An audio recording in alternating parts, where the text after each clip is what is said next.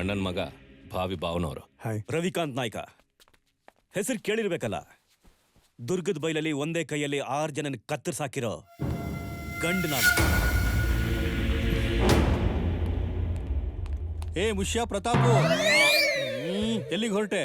Sir app ಅಲ್ಲ sir, Pratap. Bank ಹೋಗ್ತಾ ಇದ್ದೀನಿ. ಇವತ್ತು ಮನೇಲಿ ಶುಭ ಕಾರ್ಯ ನಡೀತಾ ಇದೆ. ಓ ಡೈಲಿ ತಿಥಿ ನೋಡಿ ಮನೇಲಿ ಶುಭ ಕಾರ್ಯ ಬರಕ್ಕೆ ಒಳ್ಳೇದ್ ಸರ್. ಇವರು ರವಿಕಾಂತ್ ನಾಯ್ಕ ಅಂತ ನಮ್ಮ ಮಾನಸ ನೋಡಕ್ ಬಂದಿದ್ದಾರೆ. ನಮಸ್ಕಾರ ಸರ್. ಅಲ್ಲ ಸರ್, ಶುಭ ಕಾರ್ಯ ಮದುವೆ ಅಂತ ಬಂದಿದ್ದೀರಾ, ಬರೀ ಫ್ರೆಂಡ್ಸ್ ಕರ್ಕೊಂಡ್ ಬಂದಿದ್ದೀರಾ? ಅಪ್ಪ ಅಮ್ಮ ಯಾರು ಬಂದಿಲ್ವಾ? ಎಲ್ಲಾರು ಒಟ್ಟಿಗೆ ಬಂದ್ರೆ ಪ್ರಾಬ್ಲಮ್, ದುಶ್ಮನ್ಗಳು ಜಾಸ್ತಿ. ಏನ್ ಹುಡುಗಿನೂ ರೆಡಿ ಆಗ್ತೇಳೋ ಹೆಂಗೆ? ಸಾಕ್ ಬರಕ್ ಕೇಳಿ, ಒಂದೇ ಜಾಗದಲ್ಲಿ ನಾವು ಹೆಚ್ಚೊತ್ತು ಕೂರಂಗಿಲ್ಲ. ಹಲೋ, ಯಾವೂರು? ದ್ಯಾಮವ್ವನ ಕೋಟೆ. ಎಲ್ಲ ದೆವ್ವ ಇದ್ದಂಗೆ ಅವ್ರೆ. ಎಷ್ಟು ಕಾರಲ್ಲಿ ಬಂದಿದ್ದೀರಾ? 6 ಕಾರಲ್ಲಿ ಬಂದಿದ್ದೀವಿ. 2 ಇಲ್ಲಿದೆ, 4 ಆಚೆ ಇದೆ. ಎಷ್ಟು ಜನ? 30. ಅಪ್ಪ ನಾವು ಎಷ್ಟು ಖರ್ಚಾಗ್ಬೋದು? 30,000. ಊಟ ತಿಂಡಿ ತೀರ್ಥ ಈ ಖರ್ಚೆಲ್ಲ ಎಷ್ಟು? 20. ಓಹೋ, ಯಾಕೆ? 50,000. ಸುಮ್ಮನೆ ಜನರಲ್ಲ ಕೇಳಿದೆ ಅಷ್ಟೇ. ನಮ್ಮ ಹುಡುಗಿ ಓಕೆ.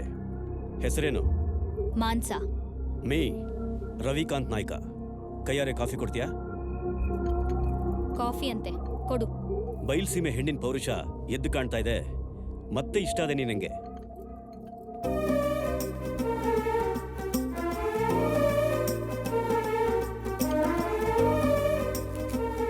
ಏನು ಓದಿದ್ಯಾ? SSLC ಮಾಡಿದ್ಯಾ? ಫಾರಿನಲ್ಲಿ MS ಮಾಡಿದ್ದೀನಿ. MS? SSLC ಕೂಡ ಮಾಡಿಲ್ವಾ?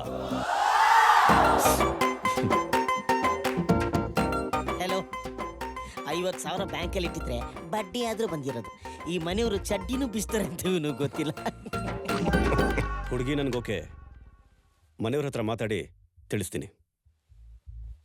MS ಮಾಡಿದೀನಿ ಅಂದ್ರೆ 10th ಆಗಿಲ್ವಾ ಅಂತಾನೆ. ಆ ಕೋಣನ್ನ ನಾನ್ ಮದ್ವೆ ಆಗ್ಬೇಕಂತೆ. ಅದ್ ಹೇಗಾದ್ರೂ ಒಪ್ಕೋತಿಯಮ್ಮ ಒಂದ್ ಮದ್ವೆ ಗಂಡು ಅಂತ? ನೀನ್ ಓದ್ತೀನಿ ಅಂದಾಗ ಎಲ್ರಿಗೂ ಕೈ ಮುಗ್ದು ಒಪ್ಪಿಸ್ದೆ.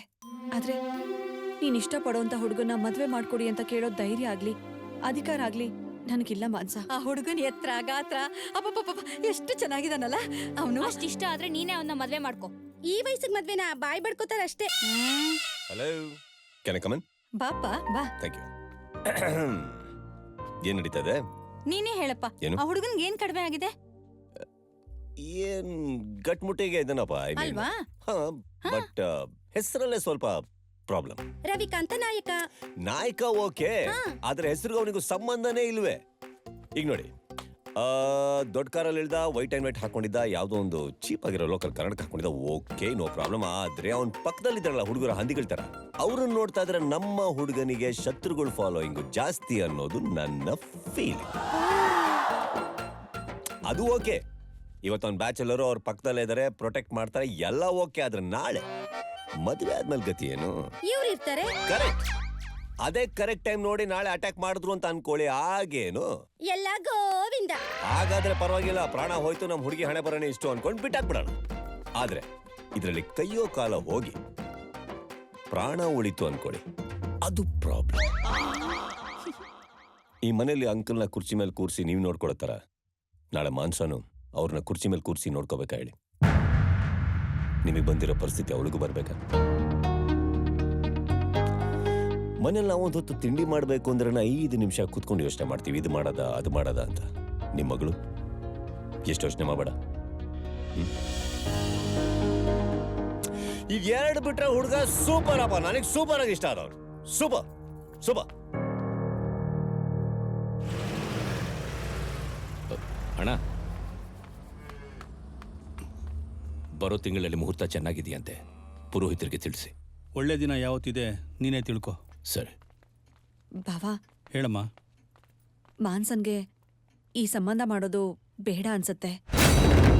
ಸ್ವಲ್ಪ ಓದಿರೋ ಹುಡುಗಿ ಅಲ್ವಾ, ಅಂಥವನ್ ಜೊತೆ ಬಾಳೋದು ಸ್ವಲ್ಪ ಕಷ್ಟನೇ. ತುಂಬಾ ಓದಿರೋಂಥ ಹುಡುಗ ಸಿಗದೆ ಇದ್ರು, ವ್ಯವಸಾಯ ಮಾಡ್ಕೊಂಡಿರೋ ಹುಡುಗ ಸಿಕ್ಕಿದ್ರು ಪರವಾಗಿಲ್ಲ. ಅವಳು ನಿನ್ ಮಗಳಮ್ಮ, ನಿನ್ಗಿಷ್ಟ ಇಲ್ದಿರೋ ಸಂಬಂಧನ ಬಲವಂತ ಮಾಡಲ್ಲ. ಬೇರೆ ಕಡೆ ಒಳ್ಳೆ ಸಂಬಂಧನೇ ನೋಡೋಣ ಬಿಡು.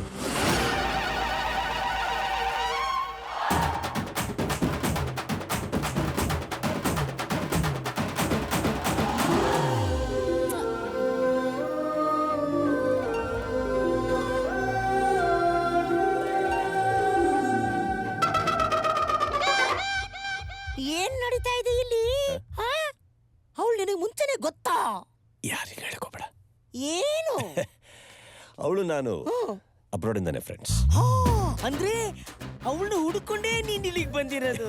ಎಕ್ಸಾಕ್ಟ್ಲಿ ಓ, ಹಂಗೆ. ಎಕ್ಸಾಕ್ಟ್ಲಿ. ಅದಕ್ಕೋಸ್ಕರ ಅವ್ರ ಅಣ್ಣನ ಫ್ರೆಂಡ್ ಮಾಡ್ಕೊಂಡು ಅಲ್ಲಿಂದ ನಮ್ಮನೆಗೆ ಬಂದು ನಮ್ಮನೆಯಿಂದ ಇಲ್ಲಿ ತನಕ ಅವಳನ್ನ ಹುಡ್ಕೊಂಡ್ ಬಂದಿದ್ದೀರಿ. ಯಾ ಚೆನ್ನಾಗಿ ಆಡಿಸ್ತಾ ಇದೀಯಾ? ಕರೆಕ್ಟ್ ಅಲ್ವಾ? ಚೆನ್ನಾಗಿ ಆಡಿಸ್ತಾ ಇದೀಯಾ? ಐ ನೋ ಎಲ್ರನ್ನ ಚೆನ್ನಾಗಿ ಆಡಿಸ್ತಾ ಇದೀಯಾ. ನಾನು ಅದೇ ತರ ಒಂದು ಚೆನ್ನಾಗಿ ಆಡಿಸ್ತೀಯ ನನಗೆ ಗೊತ್ತು. ನಿನ್ನನ್ನು? ಯಾ, ಯಾ. ಆಡ್ಸಾಯ್ತು. ಇನ್ನು ನಿಮ್ಮ ಐಡಿಯಾಗಳು ಏನೇನಿವೆ ಒಂಚೂರು ಹೇಳ್ಬಿಡ್ತೀರಾ? ನಾನು ಯಾರಿಗೂ ಹೇಳಲ್ಲ. ಟೈಮ್ ಬಂದಾಗ ಹೇಳ್ತೀನಿ. ಖೂಬ್ ಜಮೈಕ ಆಡಿಸ್ತಾವ್ರು ಎಲ್ರು ಚೆನ್ನಾಗಿ ಆಡಿಸ್ತವನೆ. ನಿಮಗೆ ಅರ್ಥ ಆಗ್ತಾ ಇಲ್ಲ ಹುಚ್ಚು ನನ್ನ ಮಕ್ಕಳ್ರ.